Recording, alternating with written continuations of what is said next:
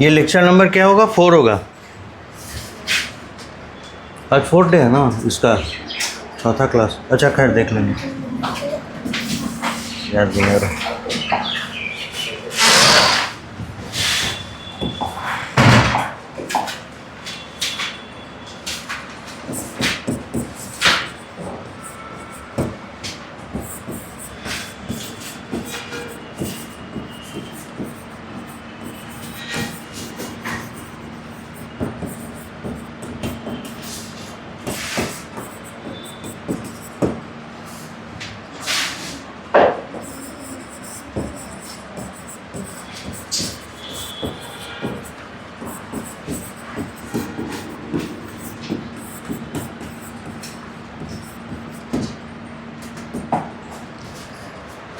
देखिए हम लोग को शुरू करना है, ऑन है। आज से देखेंगे हम लोग फ्लावर।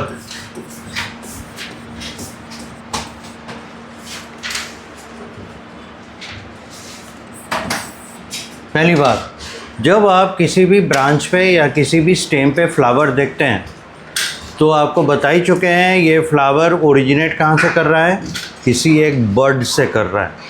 और वो बर्ड होगा लैटरल बर्ड या फिर एक्सिलरी बर्ड या एक्सिल बर्ड, कई नाम है उसके। रीज़न क्या है, उसी बर्ड से ये डेवलप करता है क्योंकि वो मॉडिफाई होकर फ्लावर प्रोड्यूस करता है। इसीलिए इस एक्सिलरी या लैटरल या एक्सियल बर्ड को हम लोग फ्लावर प्रोड्यूस होने के बाद उसे फ्लोरल बर्ड कहने लगते हैं। अब यहाँ पे सवाल आपके दिमाग में आना चाहिए कि ये बर्ड का क्या काम है ब्रांच, लीफ या फ्लावर प्रोड्यूस करने में। वो ये क्योंकि यहीं पे मेरिस्टेमेटिक सेल्स बैठे हुए हैं। बर्ड्स जो हैं वो किसको रिप्रेजेंट करते हैं? मेरिस्टेमेटिक सेल्स को। और मेरिस्टेमेटिक सेल्स का काम है लगातार डिवाइड करना, और फिर उनके सेल्स जब पुराने हो जाते हैं तो किसी दूसरे में कन्वर्ट कर जाते हैं। यही है ना, तभी ना आप रूट में देखें डिफरेंट जोन्स, उसमें आप देखें मेरिस्टेमेटिक जोन, इलॉन्गेशन, और लास्ट में क्या देखें? Maturity zone. तो मैच्योरिटी जोन में क्या होता है? सेल्स मेरिस्टेमेटिक सेल्स के कन्वर्ट कर जाते हैं दूसरे टिश्यूज़ पे।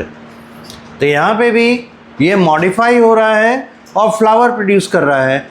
एक बात और बताए थे कि जो फ्लोरल बर्ड्स होंगे, स्टेम पढ़ाते समय उसके कैरेक्टरिस्टिक में ही, कि फ्लोरल बर्ड्स होते हैं जैसे ही फ्लावर प्रोड्यूस हुआ उसकी लंबाई वहीं तक रह जाती है। मतलब वो जो ब्रांच निकला, जो फ्लावर के रूप में निकल रहा है, वो वहीं तक रहेगा। ऐसा नहीं कि वो लंबा होता चला जाएगा। राइट, ये कुछ चीज़ें हैं जो हम लोग फ्लावर में फिर से मेंशन करते हैं ताकि याद रहे। Produced at floral bud, at और by floral bud.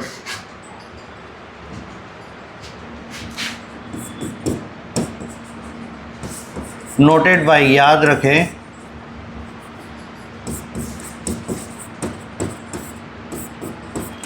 Floral bird is a modified lateral bird। Floral bird क्या है? Modified lateral bird. ये हम लोग को याद रहेगा। सीरियल नंबर 2 देखिएगा, फ्लावर जब भी उगा होगा किसी ब्रांच पे, it is always associated with leaves, इसके साथ लीफ होंगे। It is always with leaves। और ये प्रूफ करता है, आप देखते हैं ब्रांच जहाँ पे होता है वहाँ से लीफ निकलता है, और फ्लावर जहाँ से निकल रहा है ठीक उसी पॉइंट पे आपको लीफ भी मिल रहा है। इसका मतलब है ये सेकेंड प्रूफ है कि फ्लावर्स आर एक्चुअली ब्रांचेस जो मॉडिफाई होके फ्लावर दिख रहा है। So always with leaves. So we can say that flowers बराबर modified branch,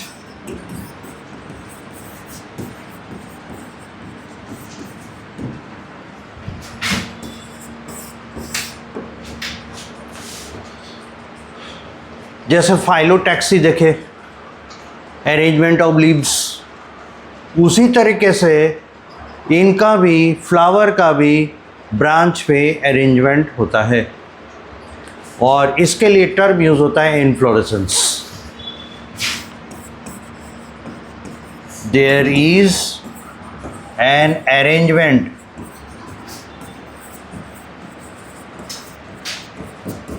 of flowers over the branch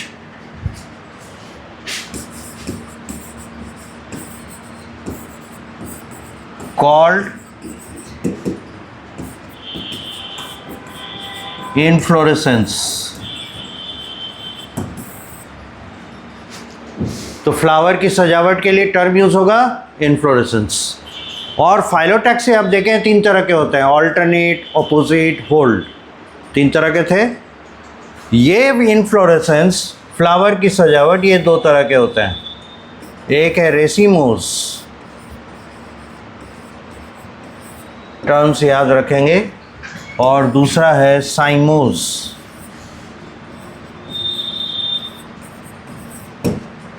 एक है रेसिमोस, दूसरा है साइमोस।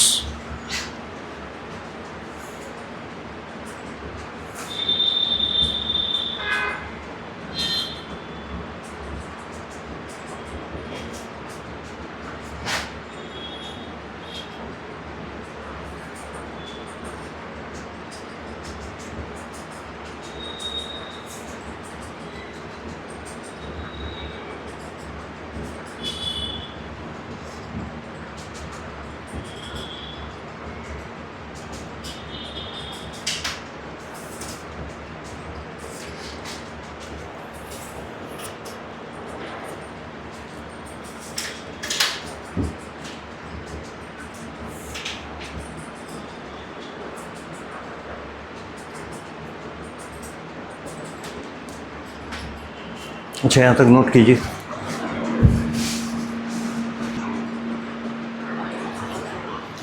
अभी इन दोनों को अगले स्लाइड पे देखें।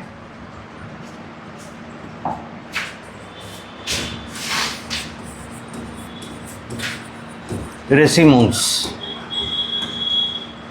मतलब ऐसे आप निमोनिक के फॉर्म में समझ सकते हैं, मतलब कुछ ऐसा वर्ड जिसके सहारे अब इसकी बात को याद रख सकते हैं। रेसिमोस, रेस लगाना, ऐसे सोच सकते हैं। तो हमेशा क्या होता है, आगे बढ़ने, रेस में क्या होता है, लोग आगे बढ़ते हैं। तो इसमें क्या होगा, रेस लगा रहा है, नया वाला आगे आएगा, नया वाला आगे आएगा। कहने का मतलब है इस अरेंजमेंट में, रेसिमोस अरेंजमेंट में, हमेशा न्यू फ्लावर्स, नए वाले फूल ऊपर की ओर, आगे की ओर ब्रांच में दिखते हैं, पुराने वाले पीछे रहते हैं। ठीक है, तो लॉजिकल भी है, ब्रांच आगे बढ़ता जा रहा है, अगल बगल में फ्लावर प्रोड्यूस होते जा रहे हैं। इस तरीके से ब्रांच की बहुत लंबाई खींच सकती है, और जितना लंबा ब्रांच होगा उतने फ्लावर्स होंगे। इससे प्लांट को क्या बेनिफिट है, प्लांट को ये बेनिफिट है, शुरुआती दौर में आपको जब बता रहे थे प्लांट के पार्ट्स 2 पार्ट में डिवाइड किया हुआ था, vegetative and reproductive. Reproductive part में आया था फ्लावर, फ्रूट और seed are the outcomes of flower. अब सोचिए ज़रा, जितना ज़्यादा फ्लावर उतना ज़्यादा सीड, जितना ज़्यादा सीड नए प्लांट बनने के चांसेस उतने अधिक, यानी प्लांट का पॉपुलेशन सीड के ऊपर डिपेंड करता है। जो प्लांट जितना ज़्यादा सीड प्रोड्यूस करेगा उसका पॉपुलेशन उतना तेज़ी से बढ़ेगा, और जिसका सीड कम निकलता है, कम बनता है, उसका पॉपुलेशन स्लो ग्रो करेगा या उसको खतरा ज़्यादा होगा, है ना। तो प्लांट अपनी सेफ्टी के लिए ज़्यादा सीड प्रोड्यूस करना चाहता है, और इसलिए रेसिमोस उसके लिए बेटर एडेप्टेशन होगा। नहीं, और अगर आप किसान के पॉइंट ऑफ व्यू से सोचें तो ज़्यादातर करके सीड्स, बहुत सारे सीड्स हैं जो हमारे एडिबल पर्पस में यूज़ होते हैं, जैसे गेहूँ है, जैसे चावल है, जैसे मकई है, जैसे चना है, जैसे सरसों है। इन सब के सीड ही तो यूज़ होते हैं, कहीं पे स्टार्च के रूप में, कहीं प्रोटीन के रूप में, कहीं ऑयल सीड के रूप में। तो बहुत बड़ा हमारा क्रॉप किसके ऊपर डिपेंड करता है, सीड के ऊपर। तो कल्टीवेशन पॉइंट ऑफ व्यू से भी रेसिमोस क्या होगा, ज़्यादा बेटर एडेप्टेशन होगा। तो इस तरीके से प्लांट अपने, है ना, फ्लावर को प्रोड्यूस करते हैं ब्रांचेस पे। इतना सारा बात काफ़ी होगा याद रखने के लिए। तो इसमें हम लोग लिखते क्या है, इट हैज़, एक टर्म है एक्रोपीटल अरेंजमेंट।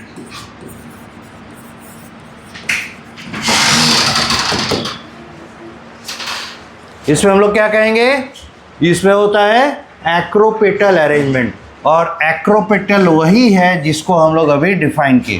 कहने का मतलब क्या हो गया, newer flowers always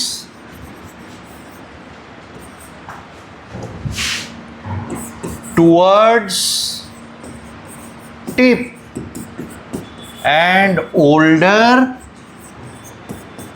towards bottom of the branch। जिस ब्रांच में आप फ्लावर को चेक कर रहे हैं, देख रहे हैं, आपको उसके टिप के तरफ ऊपरी हिस्से में हमेशा नए फ्लावर मिलेंगे, पुराने फ्लावर नीचे के तरफ मिलेंगे। ऐसे अरेंजमेंट को एक्रोपेटल अरेंजमेंट कहते हैं और इसी पोस्ट में एक्रोपेटल अरेंजमेंट होता है। ठीक है,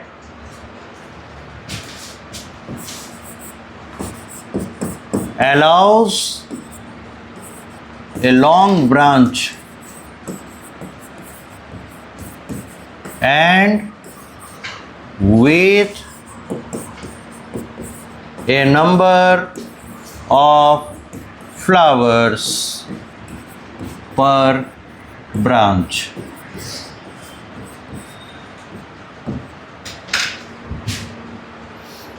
तो इसमें खास बात होगी कि पर ब्रांच नंबर ऑफ फ्लावर्स बहुत होंगे और ब्रांच की लंबाई पहले से निश्चित नहीं होगी। It is not pre determined कि इतना ही बड़ा होगा। It can grow on and on, जब तक कि उसका बॉडी, प्लांट बॉडी सपोर्ट करे, उसका ब्रांच बढ़ता ही रह सकता है। नोट कीजिए यहाँ तक।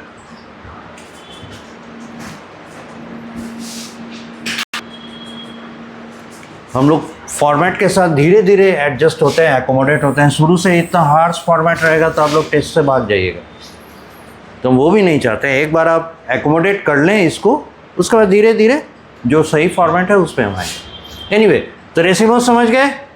इसमें हमेशा ओल्डर फ्लावर्स पीछे की तरफ और न्यूअर फ्लावर्स आगे की तरफ रहेंगे। इससे ब्रांच की लंबाई बढ़ते रह सकती है।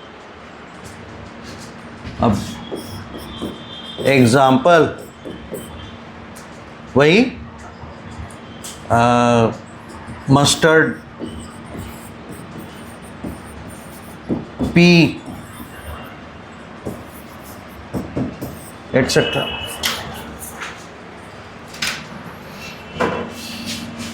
दूसरा है साइमोस।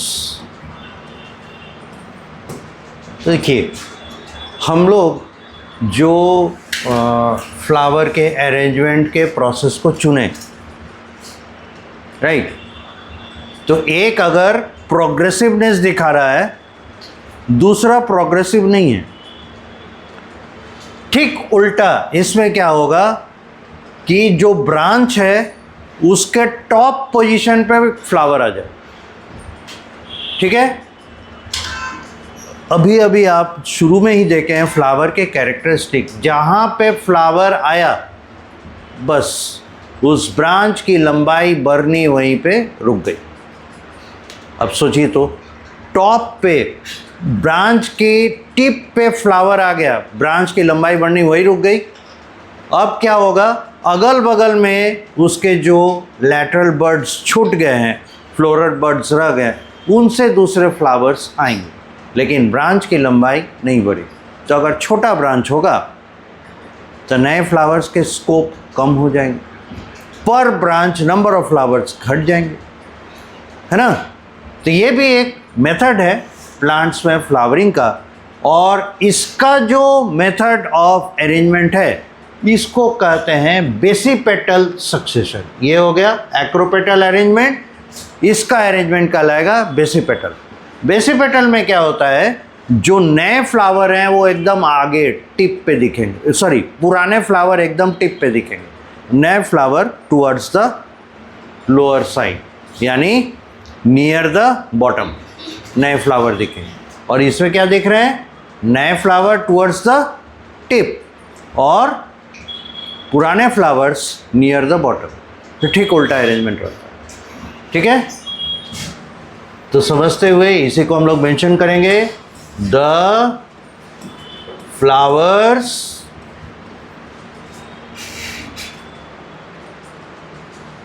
Come up,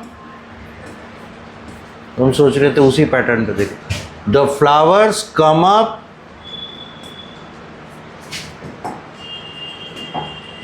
in basipetal arrangement।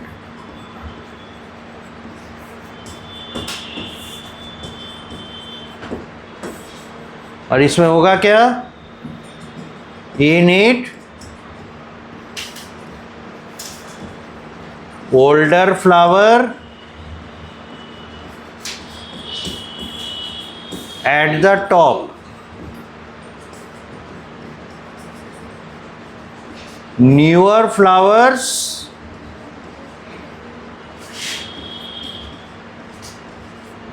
close to the bottom।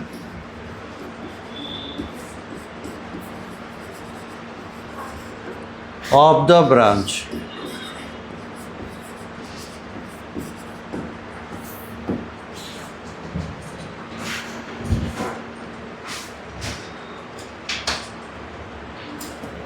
यानी इनमें फ्लावर का एग्जिस्टेंस ऊपर से नीचे की तरफ हो।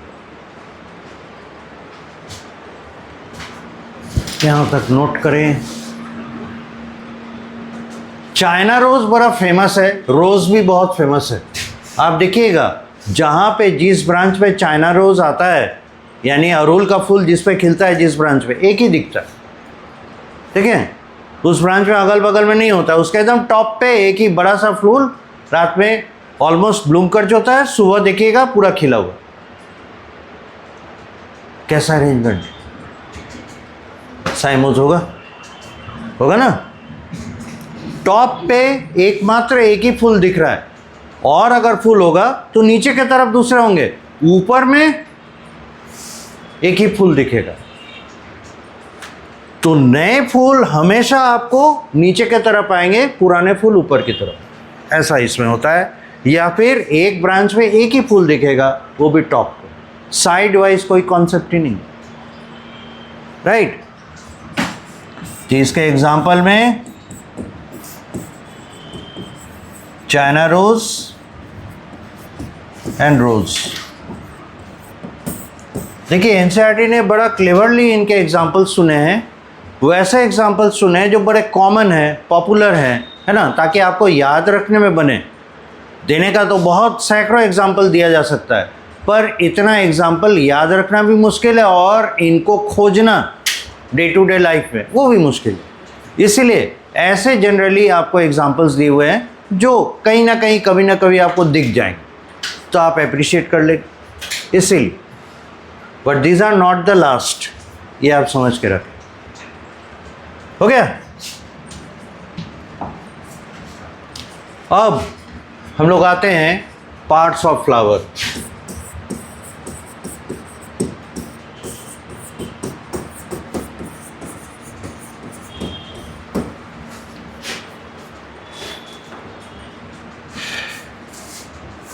एक टिपिकल फ्लावर हम लोग ड्रॉ करते हैं, बहुत सुंदर नहीं, रिप्रेजेंटेटिव फ्लावर हम लोग लेंगे।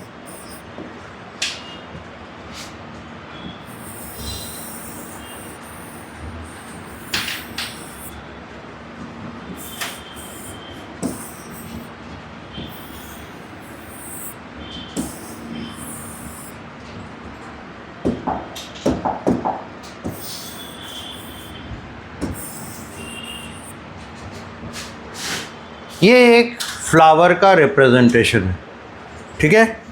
अब देखिए इसमें कौन क्या, ये जो आप देख रहे हैं ना छोटे छोटे पत्ते लाइक स्ट्रक्चर्स, कॉनिकल पॉइंटेड, है ना, लीफ लग भी रहा है पर लीफ जैसा दिख नहीं रहा है, इन्हें कहते हैं ब्रैक्ट, BRACT, ब्रैक्ट। जरूरी नहीं है सभी फ्लावर में ब्रैक्ट हो, ये लीफ है, रिड्यूस्ड लीफ है, सपोर्ट के लिए होते हैं इनके, ठीक है। तो बहुत सारे फ्लावर्स हैं जिसमें आपको ब्रैक्ट दिखेगा, बहुत सारे होंगे जिसमें ब्रैक्ट नहीं दिखेगा। तो ब्रैक्ट होगा तो ब्रैक्टेड बोलेंगे, नहीं ब्रैक्ट है ई ब्रैक्टेड बोलेंगे। एनीवे तो बात की बात है। तो आपको फ्लावर के बेस से थोड़ा सा ऊपर के तरफ कुछ छोटे ऐसे लीफ के समूह मिलेंगे, इन्हें ब्रैक्ट करते हैं। इसके बाद ये जो एक स्टॉक देख रहे हैं, स्टॉक यानी डंटी जिसको कहते हैं हम लोग अपने भाषा में, ये जो है स्टॉक, इसके लिए टर्म यूज होता है पेडिसेल।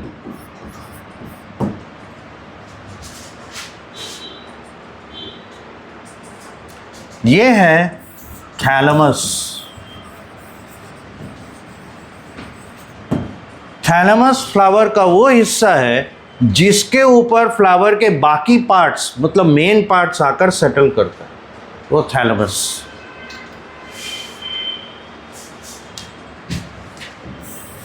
ये इसको नंबर A, इसको नंबर B, इसको नंबर C और इसको नंबर D देता है, ठीक है। Number A plus number B इन्हें कहते हैं non reproductive hold, WHORLE, hold. Hold यानी दल, घेरा, जिस नाम से बुलाना चाहें, एक सर्कल, राइट। और C प्लस D इन्हें कहते हैं रिप्रोडक्टिव होल्ड, इन्हें कहेंगे रिप्रोडक्टिव होल्ड।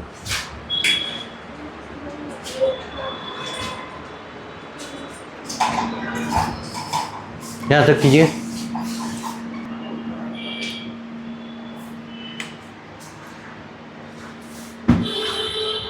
अब सबका नाम लिखे हम लोग। जो ए है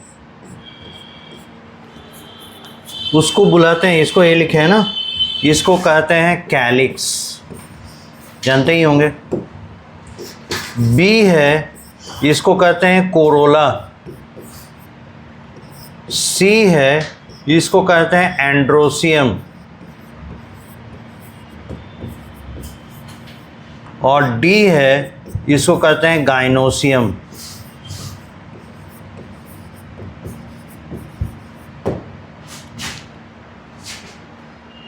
ठीक है।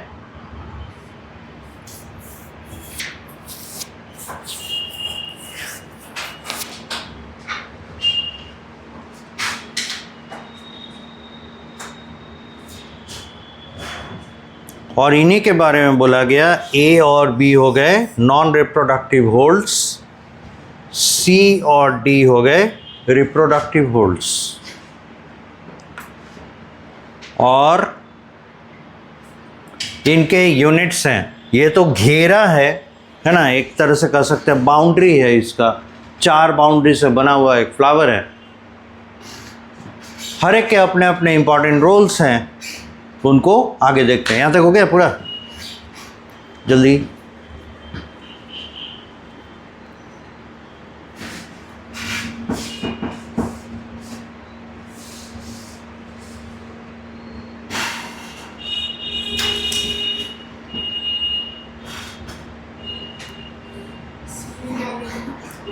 Androecium, ANDROECIUM।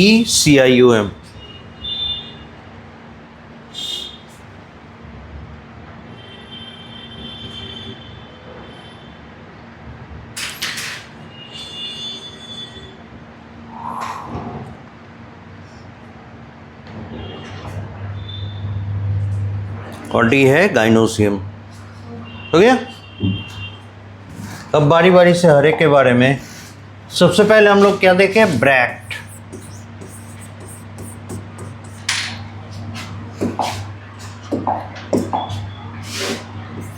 Small reduced leaf है ये। रिप्रेजेंटेशन, फ्लावर को हम लोग उनके जो पार्ट्स हैं उनको लिखते हैं। तो लिखने के लिए हर बार ब्रैक्ट नहीं लिखेंगे, हर बार कैलिक्स नहीं लिखेंगे, हर बार कोरोना नहीं लिखेंगे। एक कोई सिंगल लेटर या डबल लेटर रिप्रेजेंटेशन इनके लिए चुनते हैं, या फिर कोई साइन, कोई सिंबल, राइट। तो रिप्रेजेंटेशन है B capital small R, B R, bract. ठीक है। If bract is present, it is bracted flower,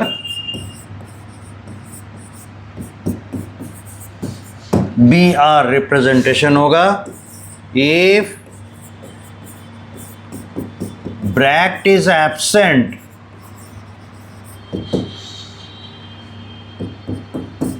it is E-bracted flower। और रिप्रेजेंटेशन में कुछ नहीं लिखेंगे, नथिंग।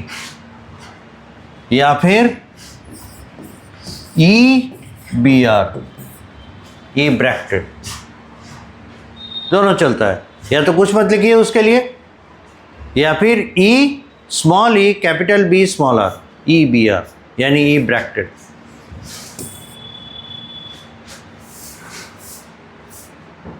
पर्पस, इसका काम क्या है,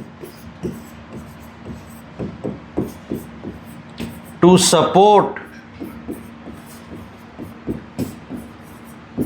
द फ्लावर। हर वक्त इसकी ज़रूरत नहीं होती, बहुत सारे फ्लावर्स को इसकी आवश्यकता नहीं होती तो उसमें नहीं होते, कुछ में होती है तो होते हैं ये।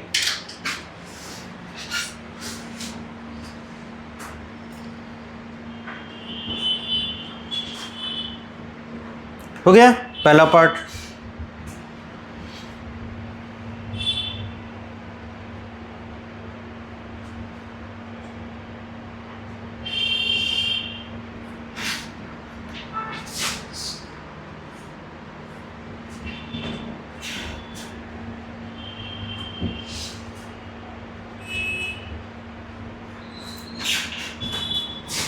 अब देखिए इसका दूसरा हिस्सा,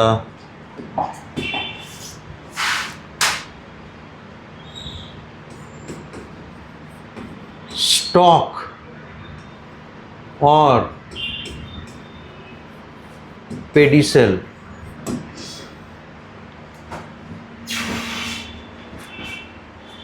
तो देख ही रहे हैं होती कैसी है, डंठल जैसी संरचना है। इसका काम क्या होगा, होल्ड करके रखना फ्लावर को, या फ्लावर को कनेक्ट करना जहां से फ्लावर ओरिजिनेट कर रहा है। It joins the flower with the branch। इसके लिए कोई सिंबल रखा नहीं गया है। इसको हम लोग जब फार्मूला लिखते हैं फ्लावर का, उसे फ्लोरल फार्मूला कहते हैं, जिसमें अधिकतर चीज़ों को रिप्रेजेंट किया जाता है, उसमें इसको जगह नहीं देते। क्योंकि ये तो तय बात है, अगर पेडिसल नहीं होगा तो फ्लावर खड़ा कैसे होगा, राइट। कनेक्टर तो होगा ही होगा, इसलिए जो ऑब्वियस है उसको हम लोग नहीं लिख रहे। This is it.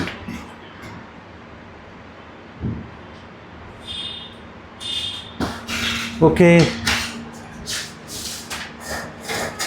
अब इसके बाद देखिए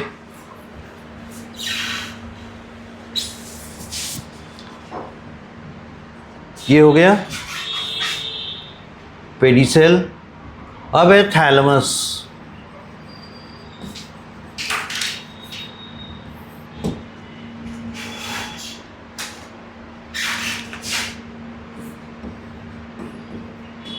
ऑल्सो कॉल्ड एज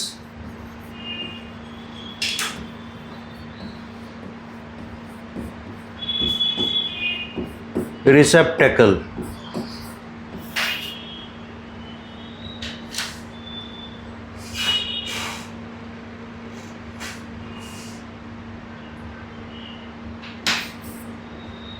ये एल है, रिसेप्टेकल। नहीं होता है, कहीं जाते हैं ऑफिस में तो सबसे पहले आपको जो हेल्प डेस्क मिलता है उसको क्या कहते हैं, रिसेप्शन है, वहाँ पे जाके पूछ लीजिए क्या है नहीं है। तो उसी तरह से फ्लावर को ये रिसेप्शन, फ्लावर का रिसेप्शन कर सकते हैं, यहीं से फ्लावर के सारे पार्ट आके जुड़े हुए हैं, ऐसे कर सकते हैं। रिसेप्शन के पास सारा इन्फॉर्मेशन होता है ना, कौन ऑफिसर कहाँ बैठते हैं, कौन सा डिपार्टमेंट का है, उसी तरह से ऐसे इसको समझ लीजिए, इसी से सभी जुड़े हुए।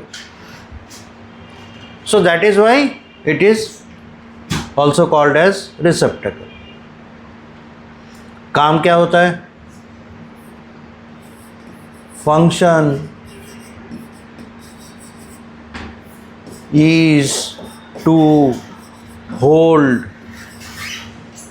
all the four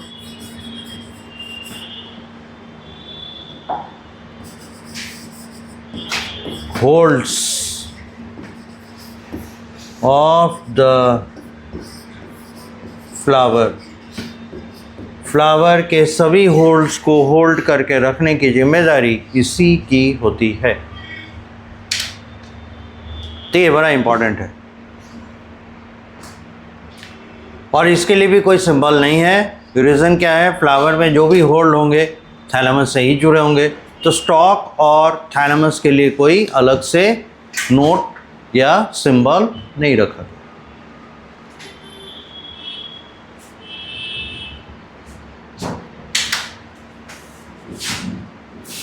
हो गया? आगे बढ़ सकते हैं।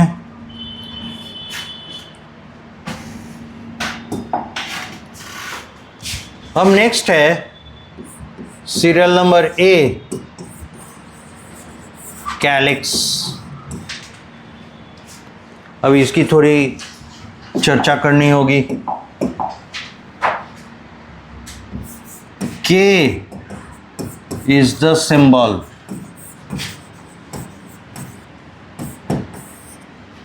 कैलिक्स को के से रिप्रेजेंट करते हो, कैपिटल के, ठीक है। दूसरी बात, आउटर मोस्ट होल्ड है ये।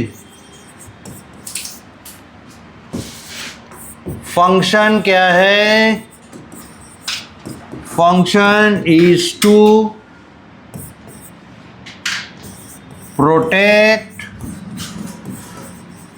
the flower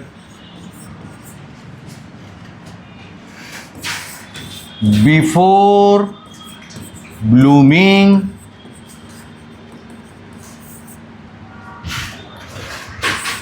and after blooming, holding the inner holes। इसका काम होता है फ्लावर को प्रोटेक्ट करके रखना। अब जो बड कहते हैं ना, फ्लोरल बड, फ्लावर का बड, फ्लावर का कली जो कहते हैं, वो कैसा रहता है? चारों तरफ ग्रीन कलर के एक कवर से घिरा हुआ, थोड़ा थोड़ा करके, जैसे रोज़ देखिएगा जो ब्लूमिंग रोज़ है, थोड़ा थोड़ा करके उसमें से रेड पार्ट, रेड पिटल्स जो हैं वो बाहर निकल रहे हैं, लेकिन अभी भी ग्रीन वाले पोर्शन से चारों तरफ से घिरा हुआ है। तो दैट इज कैलिक्स, राइट। अब अंदाज़ा मिल गया। और जब ये फूल पूरा खिल जाता है तो नीचे की तरफ ऐसे करके फैला हुआ रहता है ना वो, तो बाद में वैसा कैलिक्स बन जाता है, ठीक है। तो इसका काम क्या हो गया? अंदर के तीनों को सपोर्ट भी करना, होल्ड करके रखना, प्रोटेक्शन भी देना। दैट इज इट, ठीक है।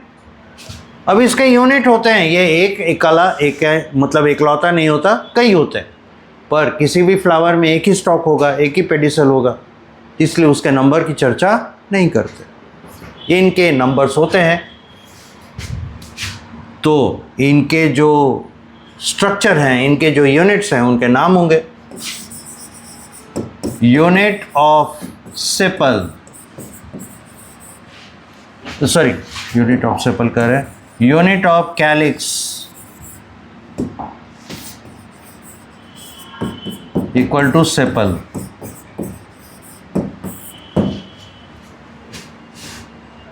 इनके यूनिट्स को सेपल कहा जाता है। मे बी 3 और 5 और 7 एटसेट्रा इन नंबर। तो यूजुअली ये ऑड नंबर होते हैं।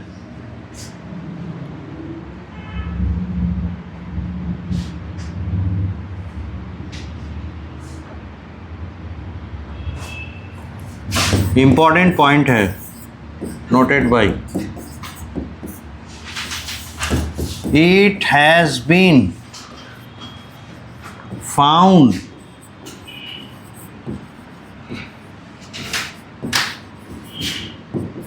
that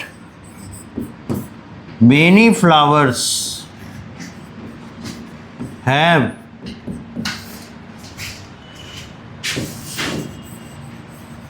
equal units of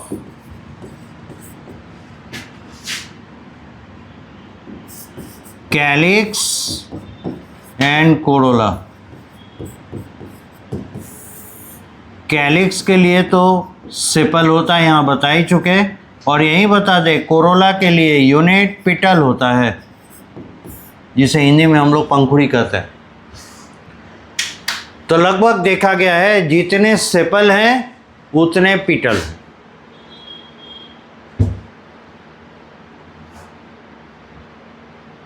यहाँ तक नोट कीजिए।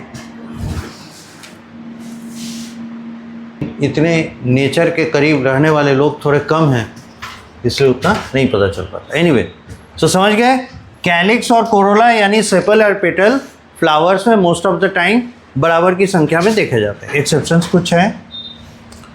ओके, अब अगला है कोरोला। सिंबल इसका है कैपिटल सी। दोनों सी से ही शुरू होता है, calyx for C, corolla for C. तो पहले वाले के लिए के रखा गया है, कैलिक्स के लिए, कोरोला के लिए कैपिटल सी रखा गया। सिंबल हो गया। यूनिट्स नेम, इनकी जो इकाइयां हैं उनके नाम, इन्हें कहते हैं पिटल। पहले भी लिखे हैं थोड़ी देर पहले। पर्पस, इनका काम क्या है?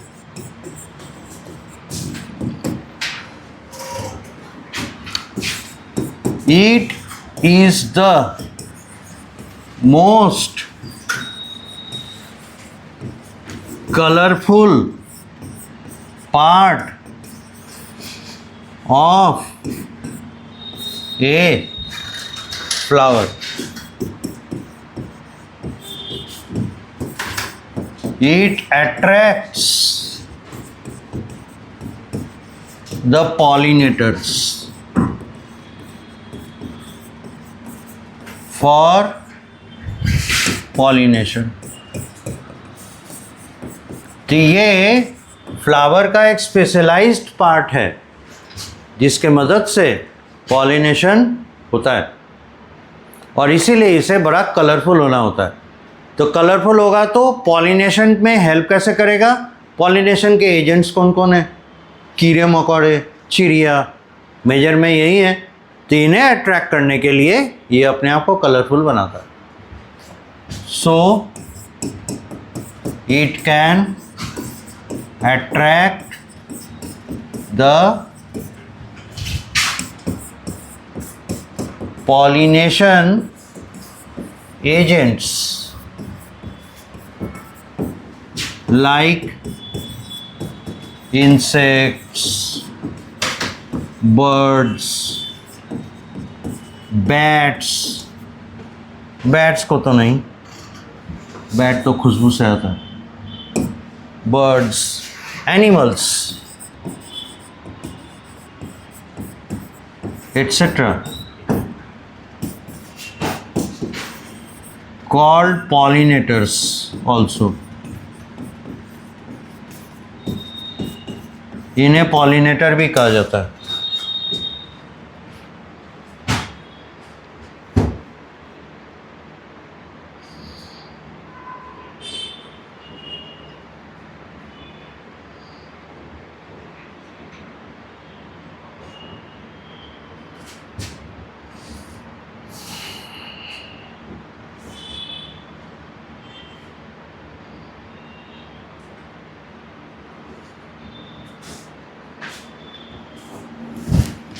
बहुत इंपॉर्टेंट पार्ट प्ले करता है ये. इसी तरह केमिस्ट्री में भी है. Anyway, so calyx and Corolla के बारे में कुछ कुछ हम लोग जान गए. इसका रिप्रेजेंटेशन कैपिटल सी से और कैलिक्स के लिए कैपिटल के. अब एक बात बताइए, इनके बारे में जो पर्पस हम लोग देखे, दोनों देख के लगता है कि रिप्रोडक्शन में डायरेक्टली इन्वॉल्व है. एक प्रोटेक्शन कर रहा है तो एक अट्रैक्ट कर रहा है, पर रिप्रोडक्शन में तो हेल्प नहीं कर रहा. क्या ये मेल गैमेट या फीमेल गैमेट बना रहा है? नहीं. So that is why since हम लोग लिखते हैं यहाँ, since the K for calyx and C for corolla are not directly involved in gamete production, so these two holes are called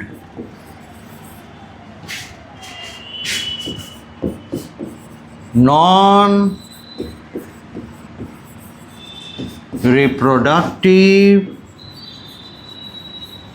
holds. चूँकि ये गैमेट प्रोडक्शन में पार्टिसिपेट नहीं करते, इसीलिए इन्हें नॉन रिप्रोडक्टिव होल्ड कहते हैं.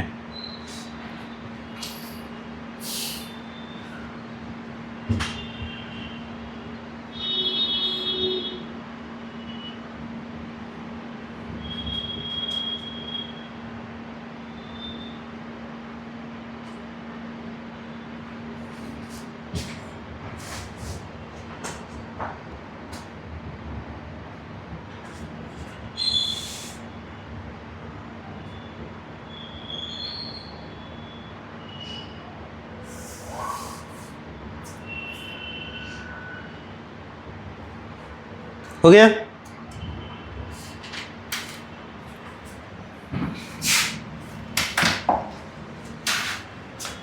अब इन दोनों के बारे में कुछ और विशेष बातें, क्योंकि आपको अभी हम लोग देखे हैं, बताए हैं कि यूजुअली देखा जाता है फ्लावर्स में जितने कैलिक्स के यूनिट्स होते हैं उतने ही कोरोला के यूनिट होते हैं. ठीक है, तो यूनिट है तो उन्हें गिनना पड़ेगा, गिनकर मेंशन करना पड़ेगा, है ना. सो देखिए, for calyx and Corolla,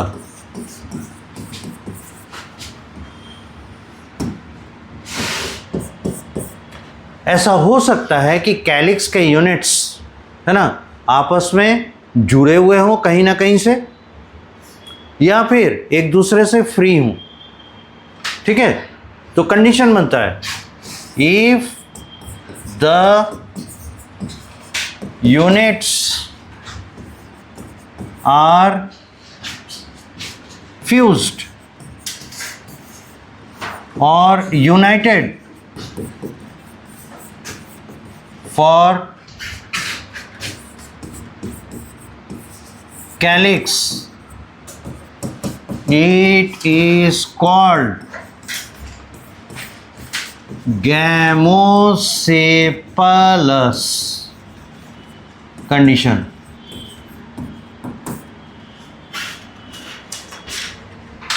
If units are fused or united, किन के लिए? अगर कैलिक्स के यूनिट्स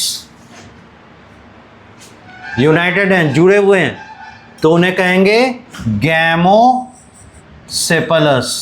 गैमो मतलब होता है यूनाइटेड, यूनियन, फ्यूजन, एटसेट्रा।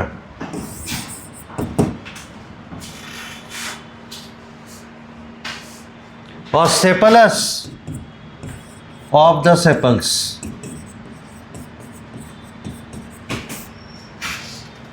तो वर्ड का मीनिंग पता चल गया।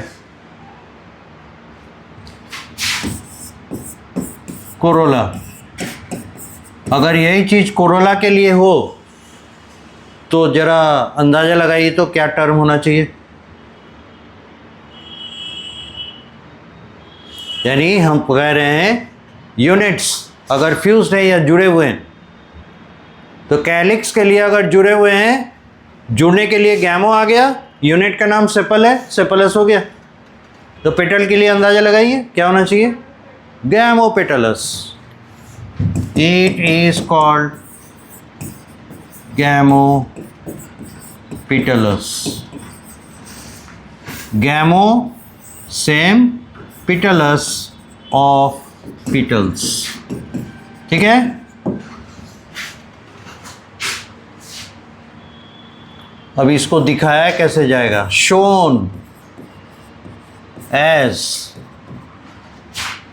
कैलिक्स के लिए क्या लिखते हैं, के, ऐसे देंगे सर्कुलर ब्रैकेट, यहां लिखेंगे एन। सर्कुलर ब्रैकेट का मतलब है गैमो सेपलस, क्योंकि के लिए दिया गया है, और एन हो गया नंबर ऑफ सेपल्स। कितना आसान है।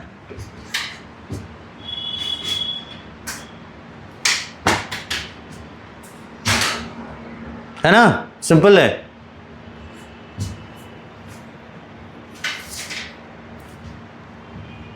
तो भाई कैलिक्स के लिए काम करेंगे, कोरोला के लिए नहीं करेंगे, बिल्कुल करेंगे। शोन एज कैपिटल सी, और फिर यहां से सर्कुलर ब्रैकेट और एन। तो ये ब्रैकेट बता रहा है गैमोपेटलस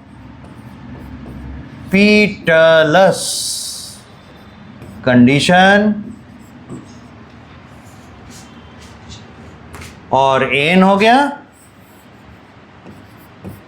नंबर ऑफ पेटल्स।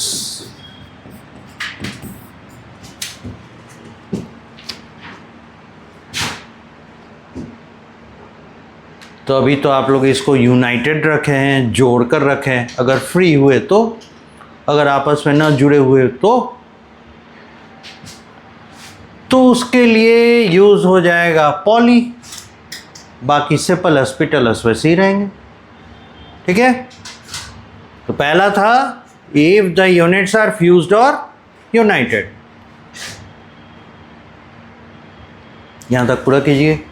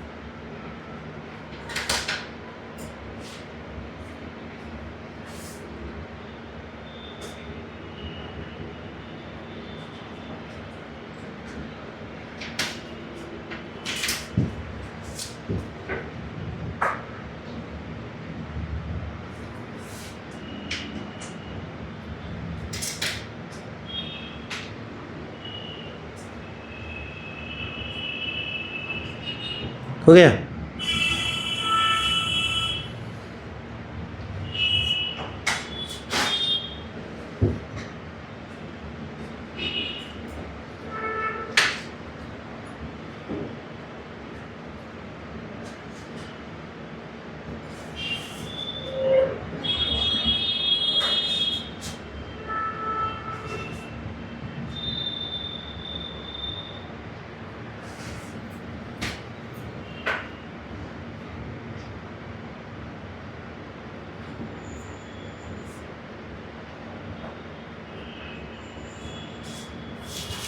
चलिए आगे बढ़े। अब इसके सेकंड पार्ट पे आए। कहता है if the units are free, वहाँ क्या थे? यूनाइटेड, यहाँ हो गए फ्री, खुले हुए, एक दूसरे से जुड़े हुए नहीं। देन फॉर, किन के लिए? कैलिक्स,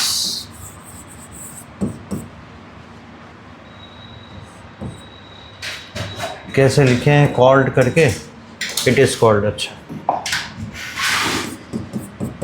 इट इज कॉल्ड पॉलीसेपलस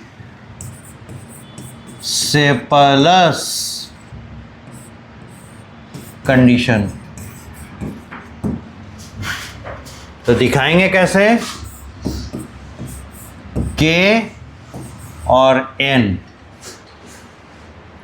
अगर सर्कुलर ब्रैकेट रहता तो जुड़े हुए की निशानी, अगर सर्कुलर ब्रैकेट नहीं है फ्री होने की निशानी। ठीक है,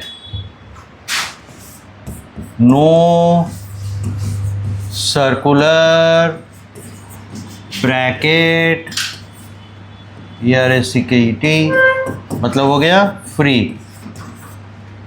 और एन बता रहा है नंबर ऑफ सेपल्स। इसी तरह से Corolla, it is called polypetalous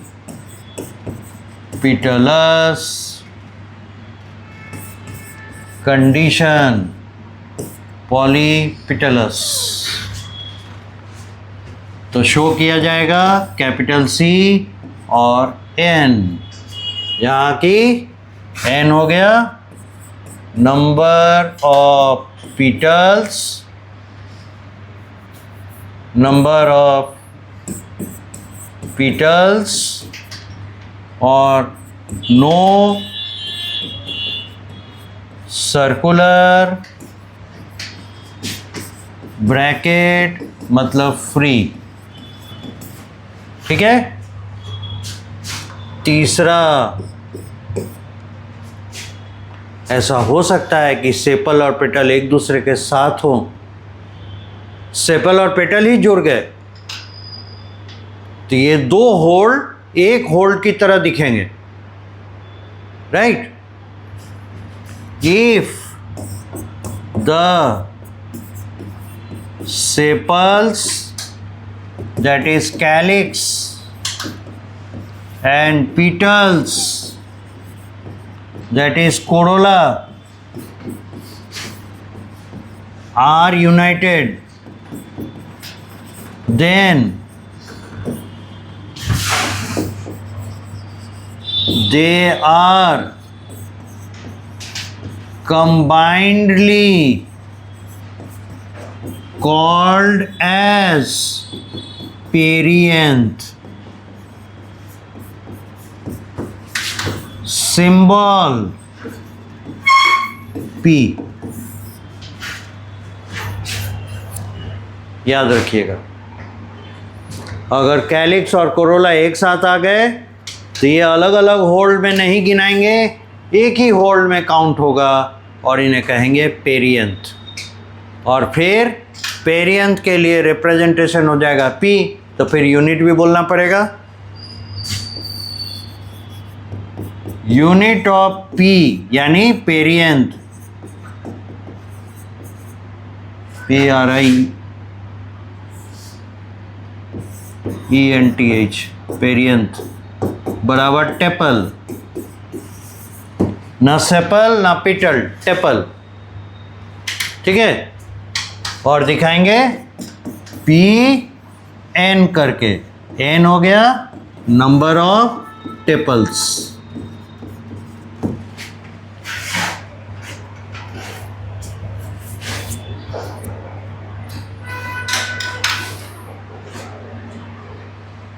बहुत ही सिस्टमेटिक किया हुआ है, बुक में थोड़ा एफएसएट है, कुछ चीज़ कहीं बताया है, कुछ चीज़ कहीं बताया है।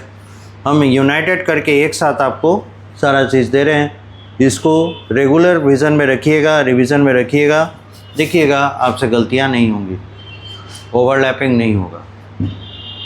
ओवरलैपिंग से बचना बहुत ज़रूरी है। शुरू में ही ढेर सारा एग्जाम्पल ले लेने से बेसिक हमारा क्लियर नहीं होता। एक बार इन बातों को समझ लें, उसके बाद फिर हम एग्जाम्पल्स देखेंगे, क्योंकि उसी एग्जाम्पल में कहीं कुछ दिखेगा, सेपल कुछ अलग तरीके से, पेटल कुछ अलग तरीके से, तो थोड़ा प्रॉब्लम हो जाए।